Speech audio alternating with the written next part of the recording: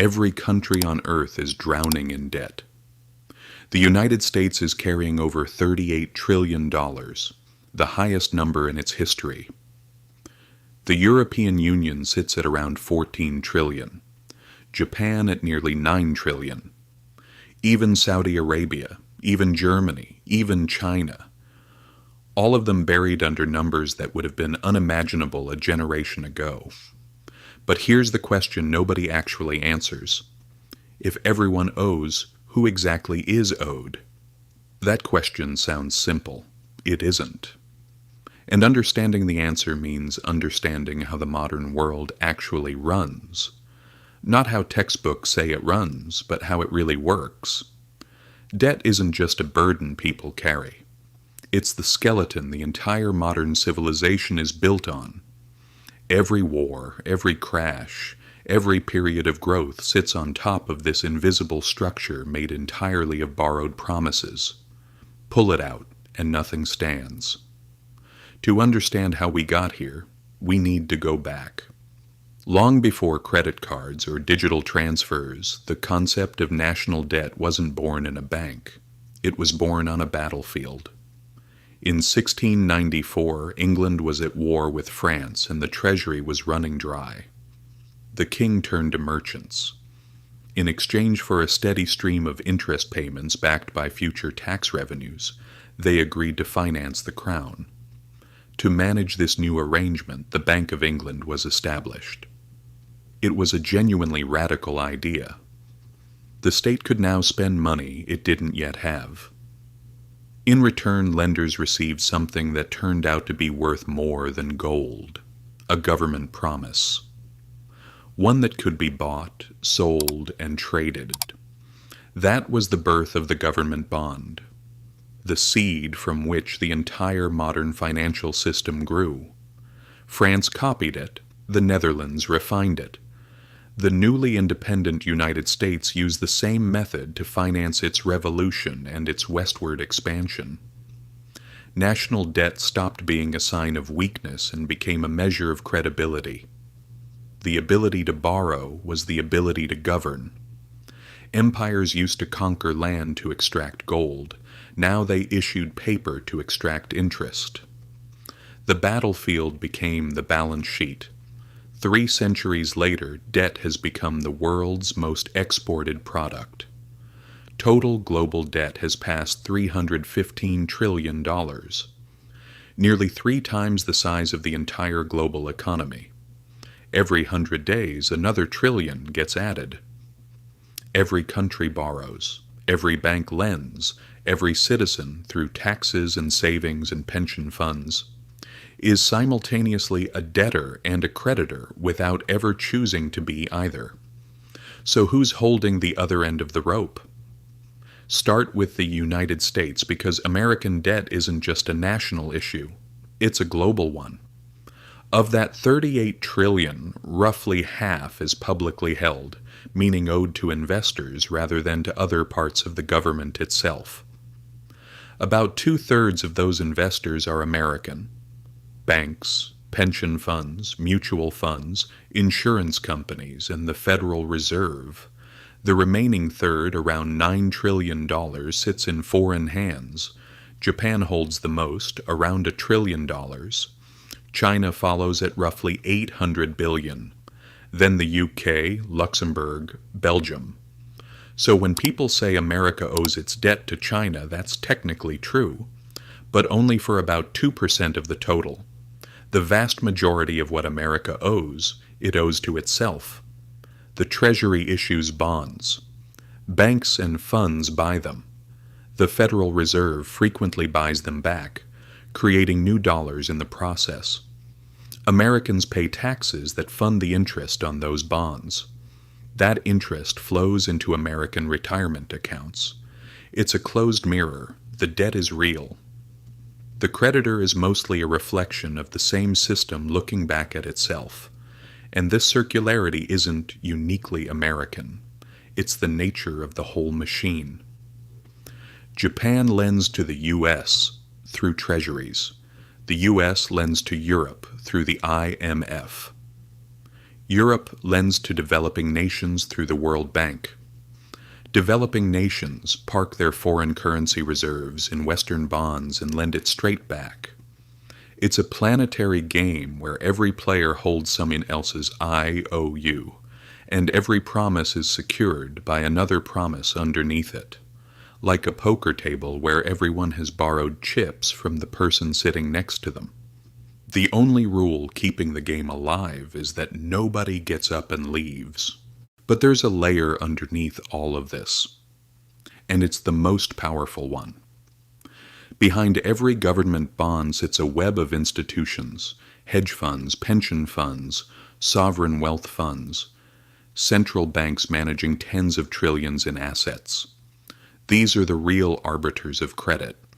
They decide which nations borrow cheaply and which ones pay a premium just to survive another year. When they lose confidence, currencies collapse, governments fall. Entire economies can be restructured overnight. Democracy decides who governs. Markets decide who survives. And the high priest of this entire system is the modern central bank. Central banks don't just manage debt, they manufacture it. Every time the Federal Reserve or the European Central Bank buys government bonds, it creates new money in exchange. One balance sheet's liability becomes another's asset. Every dollar in circulation represents a unit of debt somewhere else in the system. There's no such thing as debt-free money. Every bill, every coin, every digital dollar has an invisible IOU written across it. For decades, this loop sustained itself on one thing: confidence.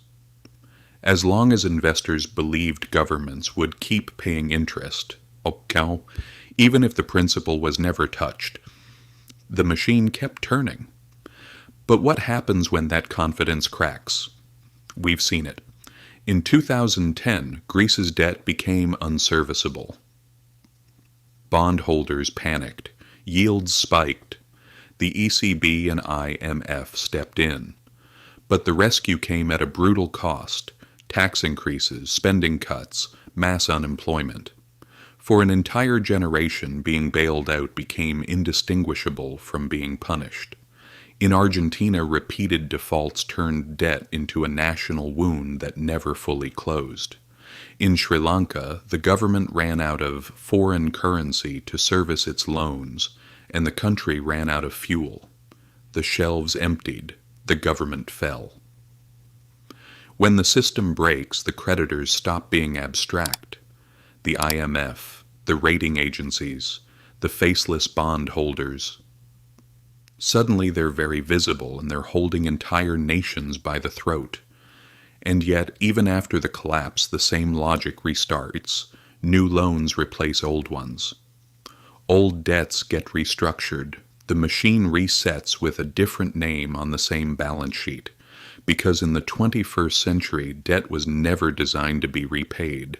It was designed to be managed.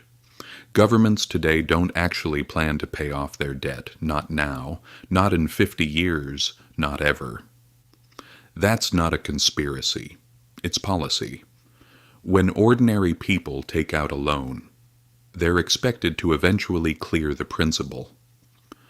Governments operate by a completely different set of rules. They treat national debt like a rolling subscription, issuing new bonds to pay off old ones in a process called refinancing. Interest becomes the real product, the rent charged for the privilege of stability. The global economy now depends on that rent, like a shark that has to keep moving to stay alive. The United States will never clear its $38 trillion debt. It will refinance it indefinitely. Japan has been rolling its debt over for decades. It now exceeds 250% of GDP. Yet Japanese government bond yields sit near zero. Investors aren't waiting to be repaid. They're waiting to renew the arrangement. Why? Because for them, government debt is the safest collateral that exists. A U.S. Treasury bond isn't treated as a liability. It's treated as an asset, the bedrock of global markets. Pension funds hold it. Banks use it as security. Central banks treat it as money itself. The system depends on governments never paying off their debt. Because if they did, the world would lose its most trusted financial instrument overnight. Think about it. If Washington somehow cleared every last dollar of debt, banks and funds around the world would suddenly lose their most stable asset. The dollar supply would shrink sharply, deflation would follow, the economy would seize. Paying off the debt would destroy the very thing that makes the economy function. So governments do the opposite. They keep issuing more.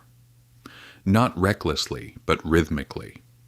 The debt becomes a kind of heartbeat for the entire capitalist system, pulsing through every pension, every mortgage, every market on earth.